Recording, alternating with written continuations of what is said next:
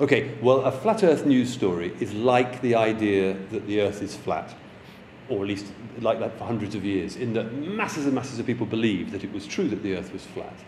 But then when finally somebody checked, they discovered that what they believed wasn't true. And the point of the title is that our news outlets are full of stories like that everybody believes, but in fact they ain't true. Yeah, there is this unwritten rule in Fleet Street that dog doesn't eat dog, which means that we write about everybody else, but we won't write about ourselves or each other.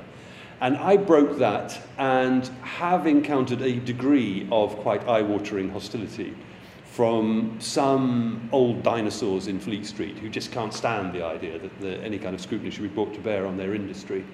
And also from some of the individuals who come out badly from the book, because the book's constructed out of telling the stories behind stories.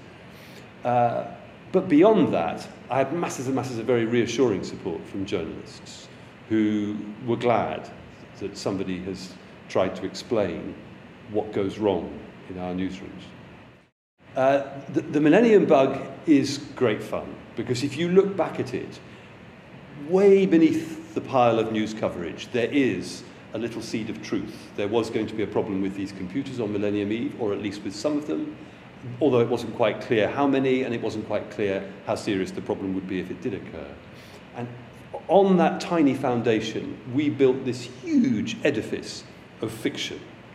Every news outlet on the planet was involved in it. And funnily enough, we've just done almost exactly the same thing with swine flu. It's a basic principle of commercialized journalism that you can't admit that you don't know the truth. You have to pretend.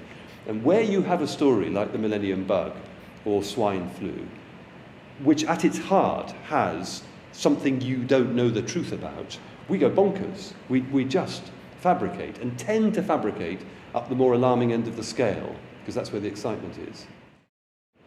So journalism is this word I use to try to describe journalists being chained to their keyboards, and instead of going out and making contacts and finding stories and checking facts, they're just sitting there churning out unchecked second-hand material from wire agencies and from the PR industry, and it makes it structurally likely that they'll fail to tell the truth, which is rather serious. The impact of the internet is very, very complex. I mean, on the one hand, it makes it much easier for a journalist chained to his desk to do research. On the other hand, it makes it much worse because it brings the deadlines forward. If we're filing for a website, we no longer even have until the end of the day to research and write our stories. And if you look at the big picture, it's destroyed the financial model which has previously sustained editorial operations, although maybe there's some way in which we can develop a new model for electronic newspapers. So it's very, very complicated. And it would be wrong to blame the internet for the demise of the quality of news reporting. It's really to do with the takeover of our news organizations by huge corporations who don't give a damn about the quality of the news they produce. They just want to make money out of us. I think the most frightening idea of the book, which is the one that people need to engage with, is the sheer scale of misinformation infiltrating our news outlets and therefore infiltrating our thinking about all sorts of aspects of life, and in particular infiltrating the thinking of governments. So whether we're invading foreign countries or combating non-existent problems with our computers or epidemics that may or may not occur, our thinking is riddled with ignorance. And it really is, I use the word in the book, it's frightening when you see the scale of it. Publishing a book can be a very, very depressing thing because, first of all, people don't read books. Second, even if they do, you can't see them.